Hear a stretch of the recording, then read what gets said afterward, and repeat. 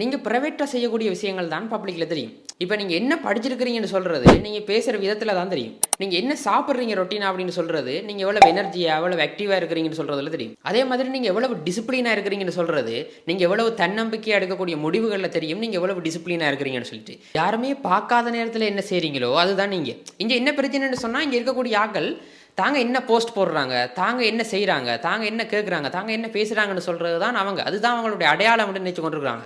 அது இல்லை விஷயம். இப்போ இரவு ஒரு 11 மணிக்கு நீங்கள் வீட்டை போகிறீங்க, சரியான டயர்டில் இருக்கிறீங்க, ஃபோன் எடுத்து ஸ்க்ரோல் பண்ணலாம்னு பார்க்குறீங்களா, இல்லாட்டி புக்கில் எடுத்து 2 பக்கத்தை வாசிப்போம்னு யோசிக்கிறீங்களா? அதுதான் நீங்கள். நீங்கள் இருக்கக்கூடிய அந்த முடிவு தான் நீங்கள். இந்த உலகம் அந்த முடிவுகளை தான் வழியில் காட்டும். நீங்கள் எப்படி வரப்போகிறீங்க, நீங்கள் என்ன செய்ய போகிறீங்கன்னு சொல்லக்கூடிய அந்த விஷயங்களுக்கு பாராட்டாது, அதை ஏற்றுக்கொள்ளவும் மாட்டுது. நீங்கள் ஏற்கனவே என்ன செஞ்சுருக்கிறீங்கன்னு சொல்கிறதுக்கு தான் பாராட்டும். யாருமே கவனிக்காத நேரத்தில் நீங்கள் எப்படி இருந்தீங்கன்னு சொல்லக்கூடிய அந்த மனுஷரை தான் பாராட்டும்.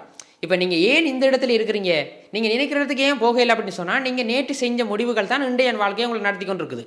நீங்கள் நாளைக்கு எப்படி இருக்க போகுதுன்னு சொன்னால் நீங்கள் இன்றைக்கு செய்யக்கூடிய நடவடிக்கைகள் தான் உங்களோட நாளையான வாழ்க்கையை எடுத்து செல்ல போகுது.